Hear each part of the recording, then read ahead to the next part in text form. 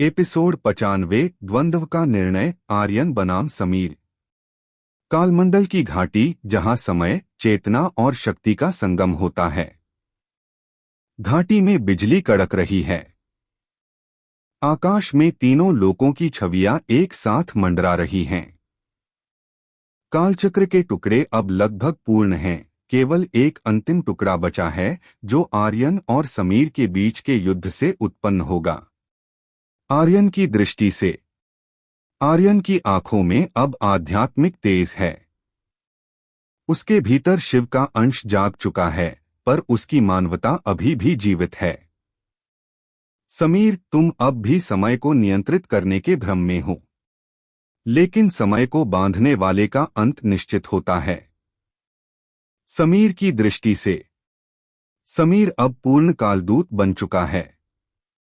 उसके शरीर पर राक्षसी चिन्ह उभर आए हैं, पर उसकी आत्मा में अब भी रिया की स्मृति है। आर्यन, प्रेम और करुणा की बातें मत कर। तूने रिया को मुझसे छीन लिया। अब केवल न्याय होगा, समय का न्याय। दोनों योद्धा हवा में उठते हैं। आर्यन के चारों ओर त्रिशूल की आभा, समीर के पीछे काली लपटों में डूबा हुआ कालचक्र।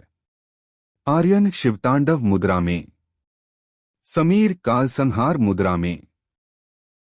एक ओर से गंगा जैसी शुद्ध ऊर्जा निकलती है, दूसरी ओर नरकसी ज्वाला।